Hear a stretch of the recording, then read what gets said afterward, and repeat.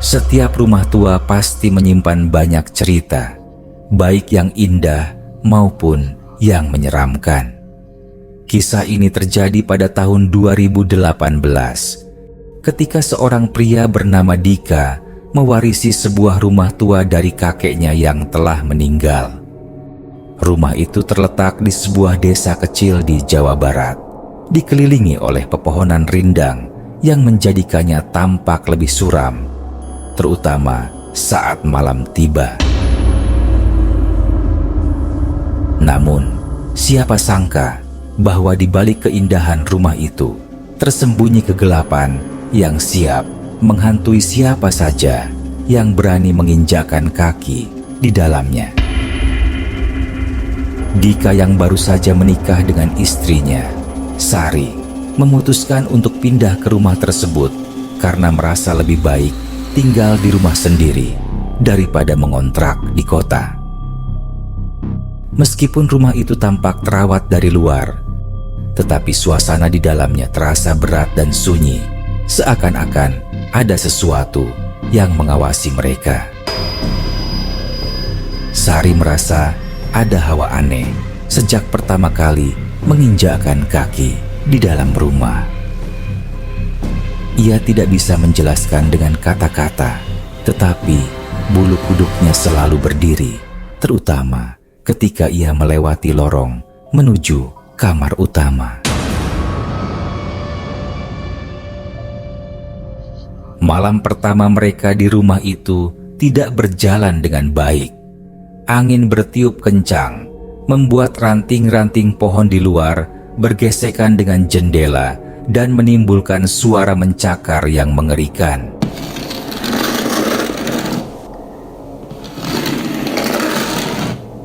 Namun, suara itu bukan satu-satunya yang terdengar. Saat tengah malam, Sari yang terbangun untuk minum air mendengar suara langkah kaki di langit-langit. Langkah itu pelan, seolah-olah seseorang sedang berjalan mengitari ruangan di atas mereka. Namun, rumah itu hanya memiliki satu lantai. Awalnya, Dika berusaha berpikir logis. Ia menganggap suara itu berasal dari tikus atau kucing liar yang masuk ke dalam loteng. Namun, ketika suara itu berubah menjadi derap langkah yang semakin cepat dan keras, bahkan terdengar seperti seseorang yang berlari, ia mulai merasa ada sesuatu yang tidak beres. Langkah kaki itu berhenti tepat di atas kamar mereka. Lalu terdengar suara seperti benda berat yang jatuh dengan dentuman keras. Dika menyalakan senter ponselnya dan memeriksa loteng. Tetapi tidak menemukan apapun di sana. Sari tidak bisa tidur setelah kejadian itu. Ia terus merasa ada yang memperhatikannya dari sudut ruangan yang gelap. Suatu saat, ia merasa seperti ada napas di tengkuknya, membuatnya merinding.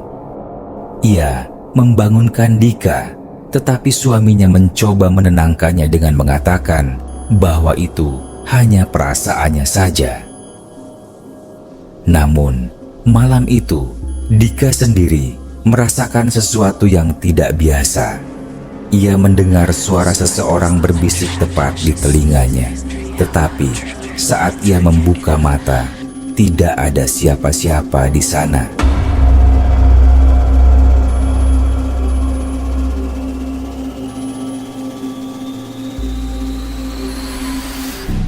Hari-hari berikutnya di rumah itu dipenuhi dengan kejadian-kejadian aneh.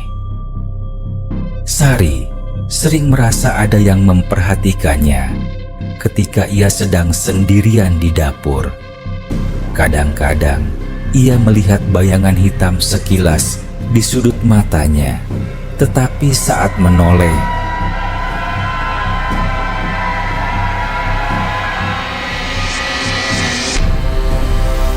bayangan itu menghilang.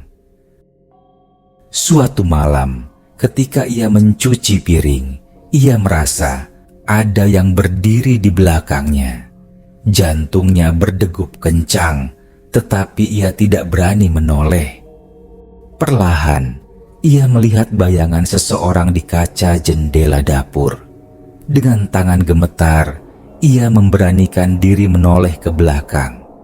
Tidak ada siapa-siapa, tetapi bayangan di kaca tetap ada. Sari menjerit, membuat Dika berlari ke dapur dan menemukan istrinya terduduk gemetar di lantai.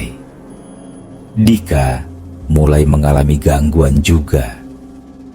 Suatu malam, saat sedang membaca buku di ruang tamu, ia mendengar suara seseorang berbisik memanggil namanya dari sudut ruangan yang gelap. Ia mencoba mengabaikannya, tetapi suara itu semakin jelas, seperti seseorang yang berbisik tepat di telinganya. Dengan tangan gemetar, ia menyalakan lampu ke arah sudut ruangan. Saat itulah ia melihatnya, seorang perempuan berambut panjang dengan wajah pucat dan mata kosong, menatapnya dari balik kursi. Seketika, lampu berkedip-kedip dan sosok itu menghilang. Dika terkejut, langsung berlari ke kamar dan membangunkan Sari. Mereka berdua duduk di ranjang dengan ketakutan, mendengar suara ketukan keras di pintu kamar, seolah-olah sesuatu ingin masuk. Kejadian ini mendorong mereka untuk mencari tahu sejarah rumah tersebut. Dari seorang tetangga, mereka mengetahui bahwa rumah itu dulunya adalah tempat kejadian pembunuhan tragis. Seorang wanita bernama Nyai Ratna, yang merupakan istri pertama kakek Dika, dibunuh karena kecemburuan. Ia dituduh berselingkuh, dan dalam kemarahan yang membabi buta, kakek Dika membunuhnya dengan kejam. Jasadnya tidak dikuburkan dengan layak, melainkan hanya dilempar ke halaman belakang dan dibiarkan membusuk di dalam tanah tanpa doa atau pemakaman yang layak. Setelah mengetahui kisah itu, gangguan di rumah semakin menjadi-jadi. Setiap malam, mereka mendengar suara tangisan seorang wanita.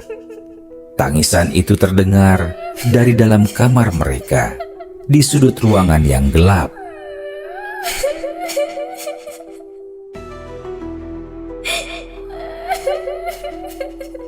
Barang-barang mulai berpindah tempat dengan sendirinya. Lampu sering mati mendadak, dan ada bau anyir yang tiba-tiba muncul di seluruh rumah. Suatu malam, ketika Dika terbangun karena suara berbisik di telinganya, ia melihat sosok perempuan yang sama berdiri di ujung tempat tidur mereka, dengan darah menetes dari wajahnya yang penuh luka.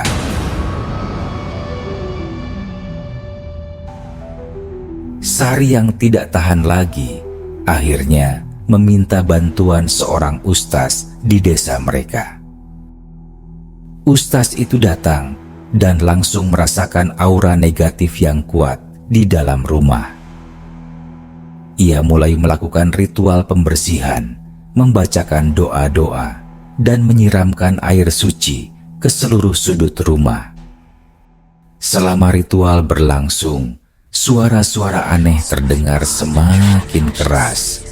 Pintu kamar berderak sendiri, angin dingin bertiup meski semua jendela tertutup. Dan yang paling mengerikan, Sari tiba-tiba kesurupan.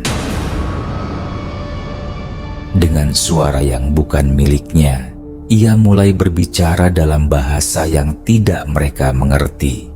Matanya kosong, tangannya mencakar-cakar lantai. Ustaz terus melantunkan doa hingga tubuh Sari tersentak dan ia pingsan.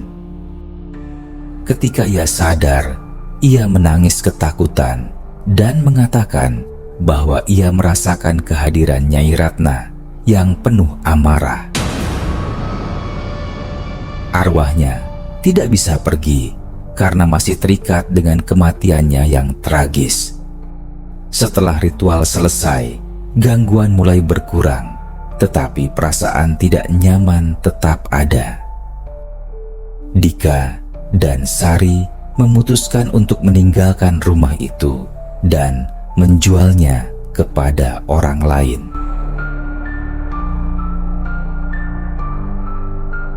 Mereka tidak ingin mengambil risiko jika suatu saat gangguan itu kembali terjadi. Namun, sebelum mereka benar-benar pergi, sesuatu yang lebih mengerikan terjadi. Suatu malam, saat mereka sedang berkemas, lampu rumah tiba-tiba mati total. Dalam gelap, mereka mendengar suara tangisan yang berubah menjadi tawa mengerikan. Pintu lemari terbuka sendiri, dan dari dalamnya sesosok bayangan muncul perlahan.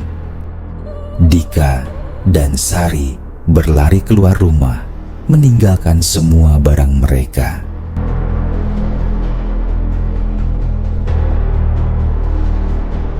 Keesokan harinya, mereka kembali bersama beberapa warga desa. Tetapi rumah itu dalam keadaan seperti tidak pernah ditinggali. Barang-barang mereka masih tersusun rapi, seolah-olah mereka tidak pernah menyentuhnya.